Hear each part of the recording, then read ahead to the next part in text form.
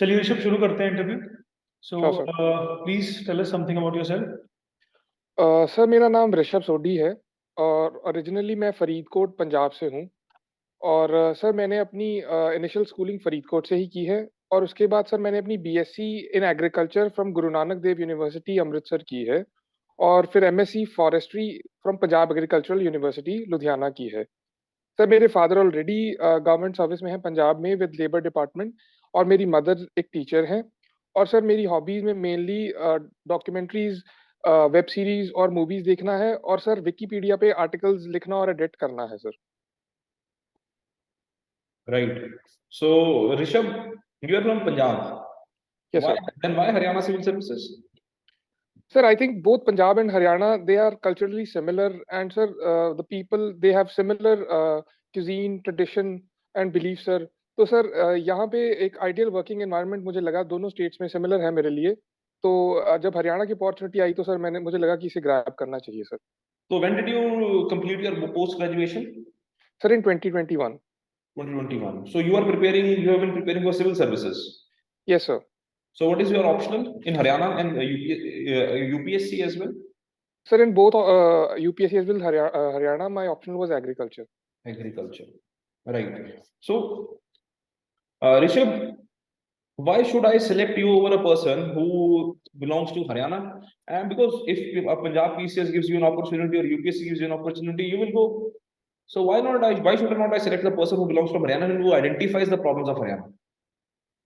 Sir, I think that when it comes to PCS, sir, Haryana government is also looking for people who can find solutions to their problems, irrespective of their origin of their state, sir. And sir, I feel that since I belong to the region of Malwa region, which overlaps with both Punjab and Haryana, sir, I identify with the problems of both Punjab as well as that of Haryana.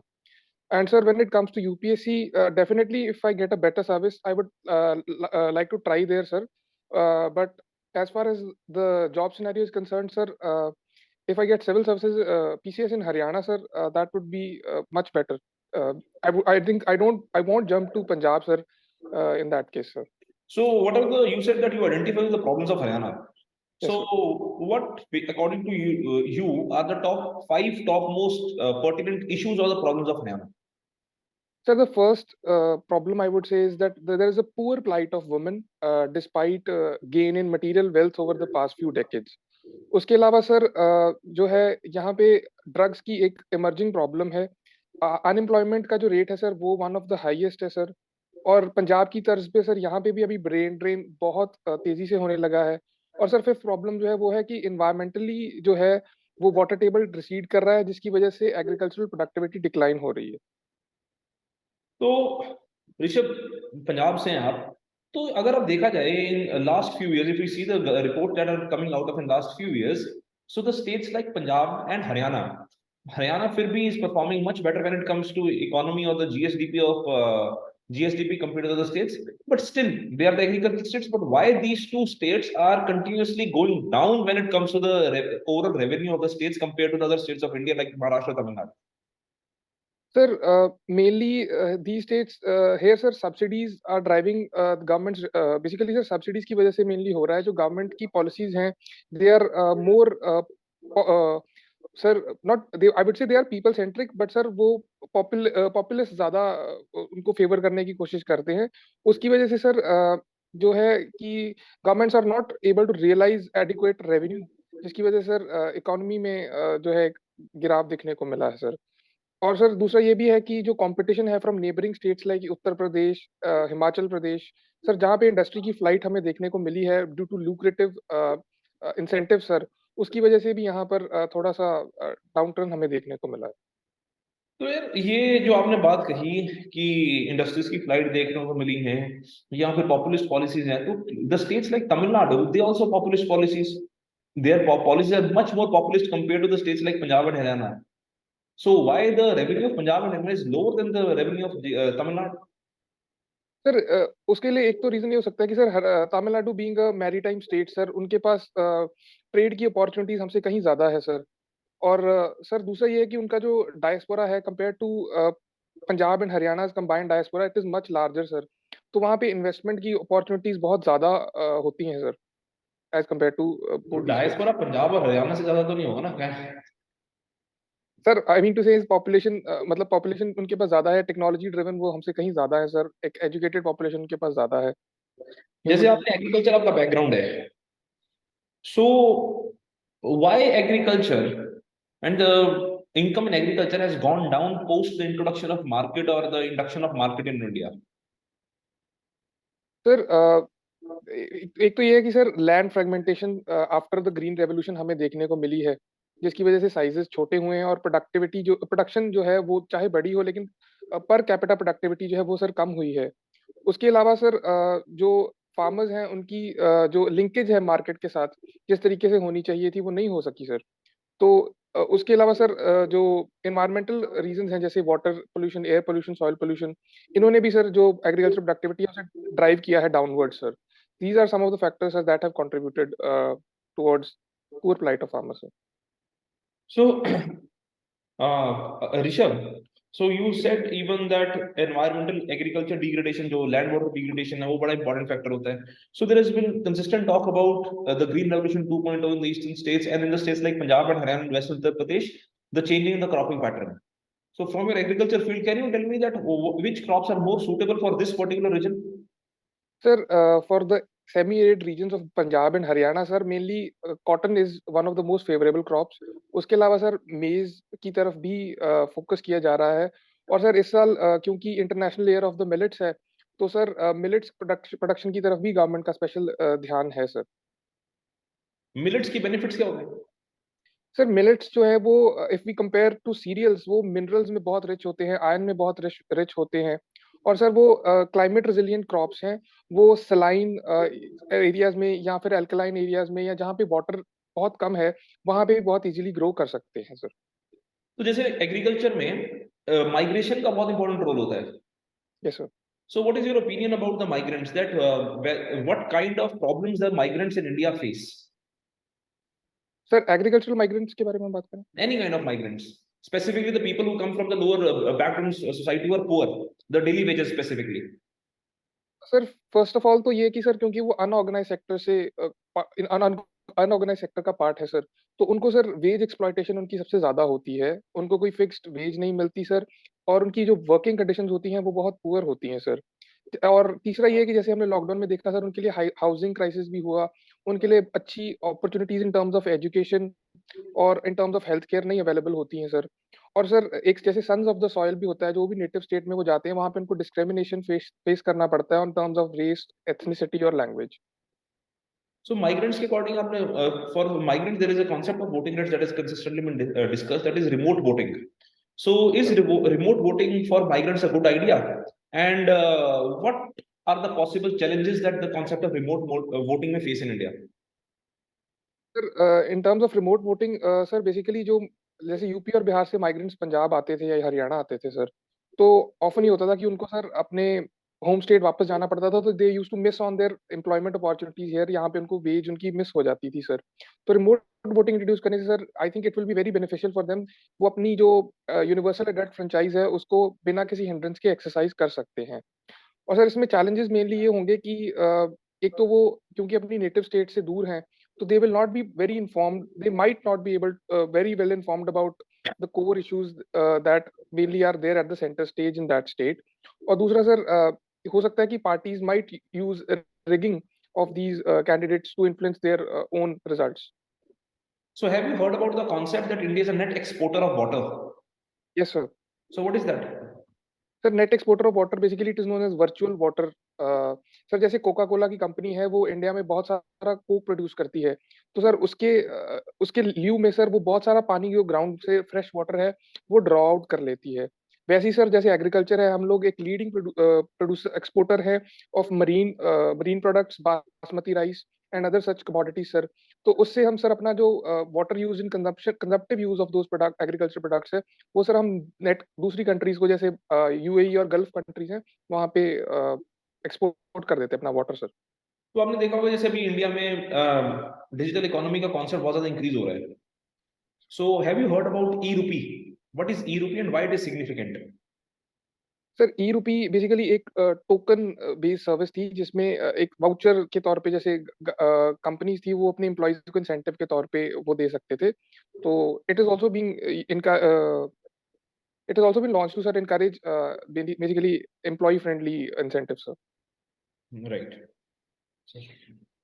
Rishabh, आपने जब हरियाणा की problems को list down किया तो आपका second problem जो आपने list down किया था इट वाज ऑन ड्रग्स, कि आपने ड्रग्स के प्रॉब्लम को हाईलाइट किया। पंजाब के अंदर भी ये प्रॉब्लम बहुत ज़्यादा एविडेंट लगी है and कुछ नई नहीं, काफ़ी लंबे समय से हम इस प्रॉब्लम को देख रहे हैं। अगर ये एक इमर्जिंग प्रॉब्लम है हरियाणा में, तो पहली बात तो how differently can we handle it in Haryana then what we have done previously in Punjab? As a civil servant, as an aspirant या as tomorrow deputy commissioner of a particular district या SDM, आपको क्या लगता है क्या स्टेप्स आपके level के ऊपर, उस लेवल के ऊपर लिए जा सकते हैं to control this menace? Sir Punjab की जो प्रॉब्लम थी वो मेनली प्रॉक्सिमिटी टू पाकिस्तान और अफगानिस्तान की वजह से थी। और सर हरियाणा की जो प्रॉब्लम है वो मेनली अगर हम देखें तो हिमाचल से जैसे सिंथेटिक ड्रग्स की इशू है वहां से मेनली ड्रिवन है। तो सर यहाँ पे एक तो ये होगा कि जो ये सिंथेटिक ड्रग्स और या रेव पार्टीज में जैसे ड्रग्स यूज होते हैं सर, तो जहाँ से ये ओरिजिनेट हो रहे हैं वहां पर सर हमें स्ट्रिक्ट मॉनिटरिंग करनी पड़ेगी, उनको सर धरपकड़ उनकी करनी पड़ेगी, तो जाके सर ये कंट्रोल हो सकता है। उसके अलावा सर जो ड्रग रिहैब सेंटर्स हैं सर, वहां पर इफेक्टिवली सर मॉनिटरिंग करनी चाहिए, वहां पर गवर्नमेंट को इंसेंटिवाइज करना चाहिए ताकि जो यूथ है सर वो उनको जल्दी रिहैब किया जा सके, उन्हें मेन स्ट्रीम में लाया जा सके। तीसरा सर ये होगा कि अपस्किल करना चाहिए यूथ को ताकि वो मार्क जॉब सेक्टर से बाहर ना हो जाए और ऐसे डिप्रेशन की वजह से ड्रग्स में ना चला जाए। तो उनको sir time to time upskill करते रहना चाहिए ताकि वो मार्केट में बने रहें सर। और सर उसके अलावा इंफॉर्मेशन एजुकेशन और अवेयरनेस कैंपेन्स भी चलाए जाने चाहिए फ्रॉम टाइम टू टाइम ताकि हम इस मैनेज को जल्दी से जल्दी कंट्रोल कर सकें। जो आपने बोला ऋषभ के प्रॉक्सिमिटी टू पाकिस्तान पंजाब में ज़्यादा है ना? यही चीज़ हमें नॉर्थ ईस्ट में भी देखने को मिलती है। बट नॉर्थ ईस्ट का यूथ जो है वो इतना ज़्यादा ड्रग्स के इस जंजाल में नहीं फंसा हुआ, बट पर्टिकुलरली पंजाब का यूथ ज़्यादा ल्यूर हुआ है, ज़्यादा ज़्यादा कंजम्पशन एक्टिविटीज़ हमें इस साइड ज़्यादा देखने को मिली है। इसके पीछे कोई रीज़न हो सकता है? सर उसके एक दो रीजन तो ये हो सकते हैं कि सर पंजाब में जो था कि अनएम्प्लॉयमेंट ज़्यादा थी sir compare to north east, क्योंकि नॉर्थ ईस्ट की तरफ गवर्नमेंट की इन्वेस्टमेंट ज़्यादा जा रही थी, तो वहाँ पे एम्प्लॉयमेंट अपॉर्चुनिटीज यूथ के लिए ज़्यादा आ रही थी। और सर यहाँ पे थोड़ा सा डाउन टाउन इकोनॉमी एग्रीकल्चर में देखने की वजह से यूथ के पास वो रेलिवेंट एवेन्यू नहीं था फॉर एम्प्लॉयमेंट, तो जिसकी वजह से उनको ये इस तरफ थोड़ा उनका झुकाव देखने को मिला गया। ऋषभ, ब्रेन ड्रेन की प्रॉब्लम का कोई सोल्यूशन है आपके माइंड में? ऋषभ, आवाज आ रही है? Yes sir, sorry for the आपके सिग्नल इशू, सिग्नल वीक है आपके फोन के ना? नहीं सर, वो थोड़ा एक नेटवर्क डिसरप्शन आ गई थी सर, सॉरी सर। ऋषभ, आपका जो मैं अगला क्वेश्चन मैं आपसे पूछ रहा था, आपने ब्रेन ड्रेन भी एक मेंशन किया था कि प्रॉब्लम है। आपके Yes, sir. दिमाग में क्या सॉल्यूशन है ब्रेन ड्रेन को लेकर? सर ब्रेन ड्रेन बेसिकली तभी होता है सर जब यहाँ पे लोगों को एडिक्वेट लाइफस्टाइल जो वो चाहते हैं सीख कर रहे हैं वो नहीं मिल पा रहा। तो सर उसके लिए सर फिर हमें एजुकेशन और ह्यूमन रिसोर्सेज पे ज़्यादा फोकस करना पड़ेगा ताकि जो जो यूथ है वो उनको यहाँ पे अच्छी जॉब्स मिल सके और वो अपना जो भारत है वो अपना डेमोग्राफिक डिविडेंड अच्छे से यूज कर सके। ऋषभ, आपने अपनी हॉबीज में बताया watching documentaries, web series, movies, meme making, Wikipedia, तो ये बहुत ज्यादा टाइम टेकिंग टास्क नहीं है? Sir I don't follow them, like अभी जिस जब से सिविल सर्विसेज में आया हूँ सर, तो तब से ऐसे रेगुलरली फॉलो नहीं करता हूँ। जब फ्री टाइम होता है स्टडीज के बाद सर तब थोड़ा बहुत कर लेता हूँ। मीम मेकिंग में क्या करते हो आप? How does this industry of meme making function? It is a very emerging, it is an emerging industry and it has a lot of big business opportunities. So how does this industry function and what basically attracted you to this meme making, and are you creative enough to create interesting memes? Sir जो me making की industry है basically एक तो sir जो paid है और एक unpaid industry है। पेड में सर जैसे कुछ एप्स हैं जो स्पेशली पे करती हैं मीमर्स को मीम्स बनाने के लिए। और अनपेड तो सर जैसे फेसबुक और ट्विटर पे नॉर्मल होता है, वो होता है उसपे सर आप अपने अकाउंट पे जो बनाएंगे और जो मतलब रीच होगी उससे आपको बनेंगे जो भी होगा। तो सर मेरा जो झुकाव था वो मेनली 2016-17 में सर जो सार्कास्टिक पेजेस होते थे जो सोसाइटी के सर जो टैबूज थे उनको डिस्कस करते थे सर, उनके तरफ से ज्यादा झुकाव हुआ सर। और सर मैं ये देखता हूँ कि गवर्नमेंट भी मीम्स के थ्रू बहुत अवेयरनेस ला सकती है। जैसे हमें देखने को मिलता है कि जब ट्रैफिक पुलिस होती है या कोई और दूसरी पुलिस होती है सर, वो सार्कास्टिक तरीके से लोगों को अवेयर करती है about violation of traffic rules और about the use of drugs. और भी सर हम ऐसे इश्यूज हैं काफी जिन पे हम मीम्स के थ्रू गवर्नमेंट जो है यंगर ऑडियंस को जल्दी आउटरीच कर सकती है। So if why have you even thought of going into the meme making industry, taking it up as a paid option? Not yet sir. दूसरी बात आपने देखी documentaries and web series. So what kind of documentaries and web series you watch? Sir although I watch all kind of web series and documentaries, but Like crime thrillers ज्यादा sir. Yes sir, web series crime thriller. yes sir. Can you tell me the difference between thriller and mystery based genre of web series? Sir, mystery based basically it would be emphasis on some sort of sir myths or some sort of no sir, sorry, I'm not able to, I don't have the difference. So कौन सी favourite web series कौन सी है आपकी? Sir वैसे मिर्जापुर है sir. क्यों? Sir वो जो वहाँ का वेस्ट यूपी ईस्ट यूपी का जो रस्टिक सर कल्चर है जो वहाँ का सर उसको उभार के बाहर लाता है सर कि वहाँ पे क्या आपको लगता है कि यूपी का कल्चर गन कल्चर है? No not the gun culture sir कि वहाँ पर किस तरीके से चीजें होती हैं sir, how the things work there sir in the underworld. What is your opinion about the vulgarness in the web series? Should it be allowed? Should there be some kind of censor board attached to it? Sir वैसे जो ऑब्ससीनिटी होती है sir वो society के साथ changing होती है sir. कि अगर हम बहुत पहले देखेंगे 1950-60s में तो जस्ट जैसे फ्लावर्स को मीटिंग करके ही मतलब उसको ऑब्ससेनिटी माना जाता था। और सर जैसे सोसाइटी चेंज होती है, जैसे सोसाइटी इवॉल्व होती है सर, तो वो रिलेटिव टर्म होती है sir. But I do feel कि for children and for the younger audiences definitely some sort of discretion should be there sir. So can you tell me about the OTT regulations that have recently been brought by the government? Sir OTT regulation basically ministry of information and broadcasting लाए थे last year 2021 में। तो sir इसके through sir 3 tier का mechanism था जिसमें regulatory bodies होंगी। एक तो फर्स्ट पे जो सेल्फ रेगुलेटरी होगी सर जो उनकी, उसके ऊपर दूसरी तरफ सर एक इंडिपेंडेंट जो उनका कंसोर्शियम होगा, जैसे अमेजॉन फेसबुक नेटफ्लिक्स और इन सब का जो एक इंडिपेंडेंट कंसोर्शियम है वो सर अपना रेगुलेटरी बॉडी होगी। और थर्ड सर गवर्नमेंट की अपनी जो तरफ से ministry of information and broadcasting की तरफ से रेगुलेटरी बॉडी होगी सर टॉप मोस्ट, तो वो होगी सर। आपने डॉक्यूमेंट्रीज भी लिखा है. किस तरह की सर डॉक्यूमेंट्री देखते हो आप? सर डॉक्यूमेंट्रीज मेनली तो वाइस कर का एक चैनल है सर, उनकी तरफ से जो ज्यादा आती है उनके। कौन सा? वाइस वाइस न्यूज भी है सर। अच्छा. सो ये डॉक्यूमेंट्रीज सच होती है कि प्रोपेगेंडा फिल्म्स होती है? रिसेंटली आपने देखा होगा जैसे प्रधानमंत्री के ऊपर या इंडिया में बीबीसी ने डॉक्यूमेंट्री रिलीज करी. So do you think Yes. that there is any kind of truth that is shown in the documentaries, or maximum of them are propagandas? जैसे you must have seen the documentary. I'm not sure, but whether it came on Vice or not, it is on Netflix and so many other things about Osho, etc., etc. Wild West country, something.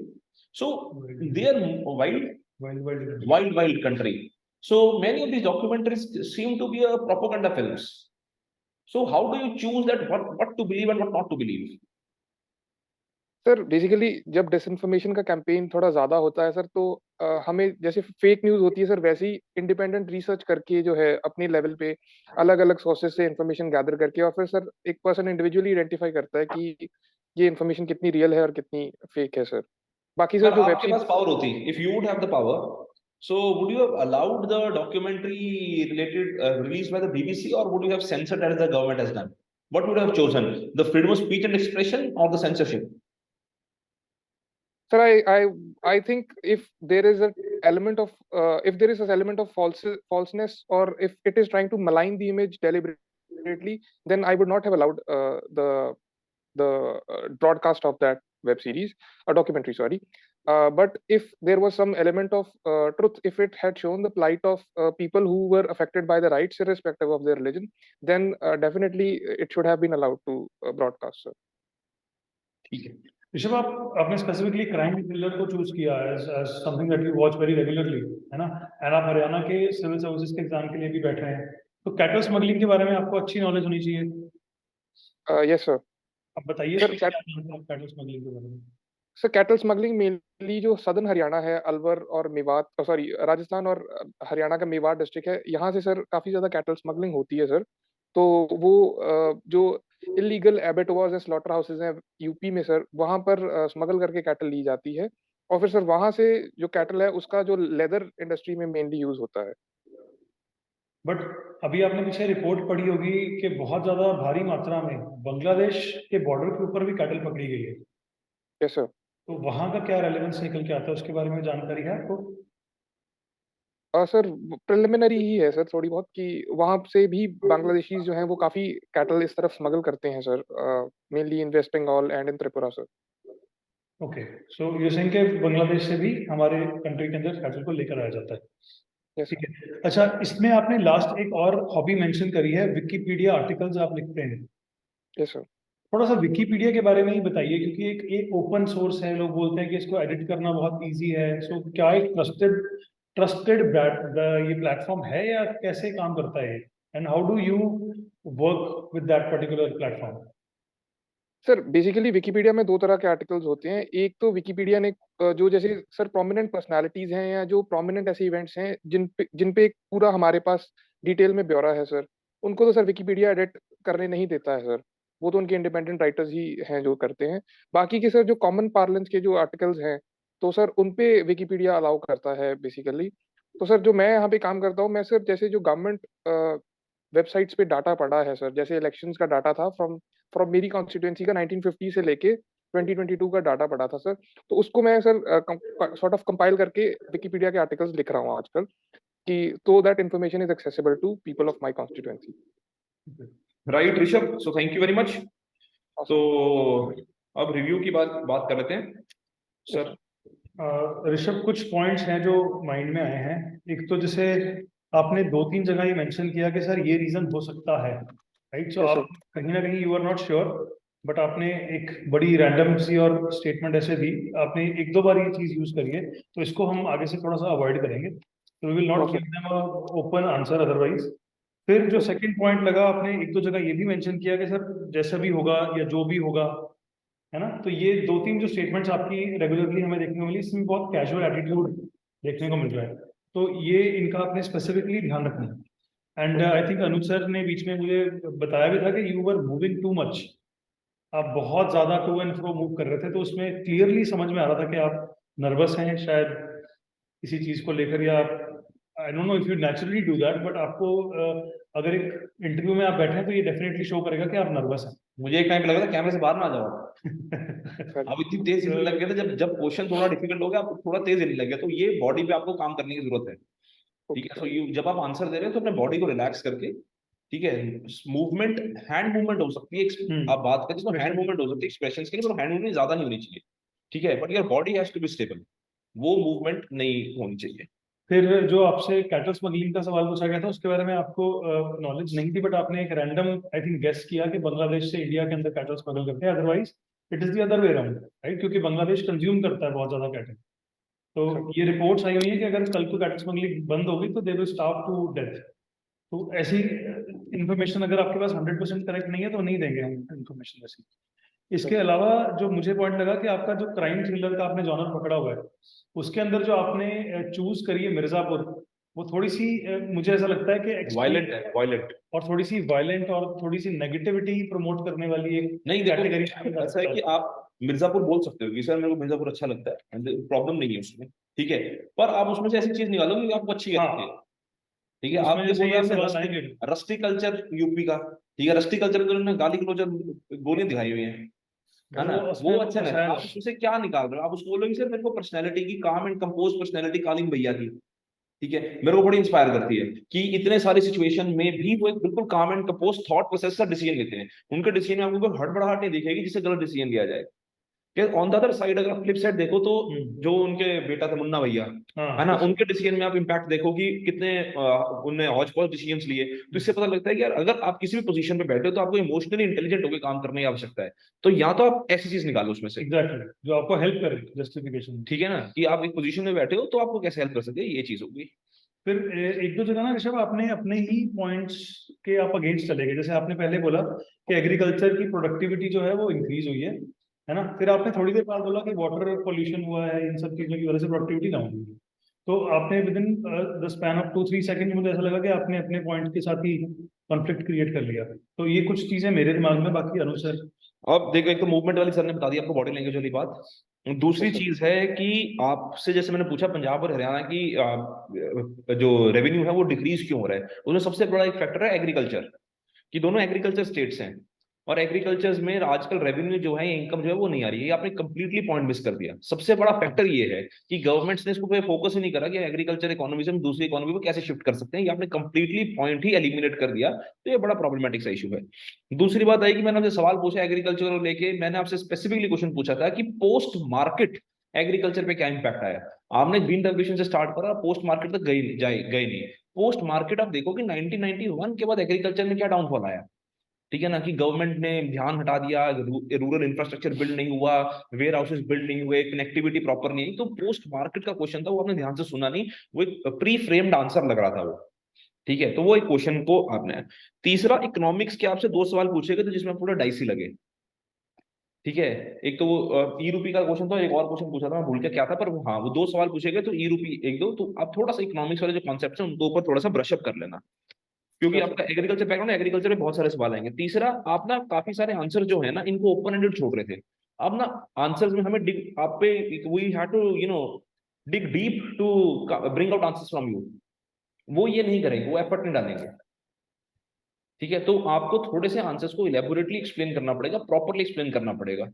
अगर कोई point शुरू करते हो तो आप अपने पहले दिमाग में बना लो कि यार इस पॉइंट में मैंने ये बेसिक क्वेश्चन पॉइंट्स में इनको एक्सप्लेन करना है, ठीक है। तो ये we have to dig deep, वो नहीं करना। तीसरी बात आपने करी sir, employment opportunity north east में होता है। सर नॉर्थ ईस्ट में इंप्लॉयमेंट अपॉर्चुनिटीज नहीं है, मैं वही पॉइंट मैंने लिखा ठीक था। है। आप देखो, अगर आप डाटा देखोगे, हरियाणा के बाद जो स्टेट्स इंपैक्टेड है, नॉर्थ ईस्टर्न स्टेट बहुत ज्यादा इंपैक्टेड है इंप्लॉयमेंट अपॉर्चुनिटीज से, Yes, ठीक sir. है। तो ये आपका जो डाटा था गलत था। दूसरी बात जो सर ने आपको बोली जो भी होगा, जैसे कि सर ऐसे हो सकता है, ये चीजें नहीं बोलनी है, गैस वर्क पे नहीं काम चलेगा। और तीसरा आपने बोला कि सर मीट मेकिंग इंडस्ट्री में एक तो ट्रैफिक पुलिस है, दूसरी पुलिस होती है। दूसरी पुलिस कौन सी होती है, Sir, I wanted to say that. So, है ना। तो आप बोलो कि सर एक ट्रैफिक पुलिस है, जैसे police beat the traffic police और द एडमिनिस्ट्रेटिव पुलिस जो होती है वो लॉ एंड ऑर्डर मेंटेन करने के लिए मीम्स को यूज करती है, ठीक है। और ना अगर हो सके तो थोड़ी सी अपनी हॉबीज को शॉर्टलिस्ट कर दो, थोड़ा सा रैशनलाइज करो, बहुत ज्यादा हॉबीज हैं। सर ये डॉक्यूमेंट्री वाली हटा देते हैं क्योंकि हाँ एक थोड़ी डॉक्यूमेंट्री हटा दो, क्योंकि आजकल वो बीबीसी वाला चक्कर भी बहुत पड़ रखा है, इसको हटा दो। बहुत सवाल आ जाएंगे। बहुत सवाल आ जाएंगे, इसको हटा दो। जैसे मैंने आपसे पूछा था तो इसमें भी आपकी बात ना मुझे जमी नहीं, जब आपने कहा कि सर अगर कुछ फॉल्स इन्फॉर्मेशन है तो मैं सेंसरशिप हटा को दो। प्रमोट करूंगा। फॉल्स इन्फॉर्मेशन कैसे जस्टिफाई करोगे, और आप आपसे कैसे बात कैसे करोगे? पता कि अब एक आदमी डॉक्यूमेंट्री देख रहा है, वो एक ही चेक फैक्ट वेरीफाई थोड़ी करेगा, ठीक है। उसके बाद फिर आपने बोला कि सर अगर तो सही नहीं है, अगर सही है तो मैं चलने दूंगा, ठीक है। तो आपको यहाँ पे बहुत सारा कॉन्फ्लिक्ट आ जाएगा कि आप क्या इमेज चूज करोगे या राइट चूज करोगे। तो आप डॉक्यूमेंट्री वाली चीज को हटा ही देना, ठीक है। आप वेब सीरीज लिख दो, मूवीज लिख दो, मीम मेकिंग लिख दो, विकिपीडिया भी अगर लिखना चाहते हो लिख दो, नहीं लिखना चाहते हो अवॉइड कर देना, कोई प्रॉब्लम नहीं है, ठीक है। तो मूवीज, वेब सीरीज और मीम मेकिंग ना एक तरह की सिंपलर सी हॉबी हो जाएंगी, तो इनको रहने, इनको रख लो, बाकी हटा दो, okay sir. Right Rishabh, you want. और दूसरा, पंजाब और हरियाणा वाला बड़ा चक्कर पड़ेगा बहुत आपको, सवाल आएंगे आपको इसके ऊपर। ठीक है। तो बहुत उसके लिए पूरा तैयार होकर जाना कि पंजाब हरियाणा में मेरे को, मैं पंजाब का हूँ फरीदकोट का, फिर भी मुझे हरियाणा में क्यों सिलेक्ट किया जाए, ये बहुत बड़ा टास्क बनेगा आपके लिए, श्योर सर। ठीक है। Rishabh anything you want to ask? और बल्कि अगर हो सकता है तो थोड़ा सा पढ़ के आना ऋषभ के जो प्रीवियस आपसे पहले ऐसे कैंडिडेट्स हैं जो ऑफिसर्स हैं वो कैसा काम कर रहे हैं, अगर ऐसा कुछ आप बता सकते हो उनके बारे में तो वो थोड़ा सा हेल्प कर सकता है आपको इस पॉइंट में। बाकी आपकी तरफ से कोई सवाल हो तो आप प्लीज। यूपीएससी भी दिया था आपने इस बार? सर मेंस नहीं हुआ सर, प्री क्लियर हो गया था, मेंस नहीं हुआ था ठीक है, any question from your side Rishabh? Sir. No sir, thank you sir. Done. ठीक है, thank you Rishabh, all the best. Thank you sir. Bye bye.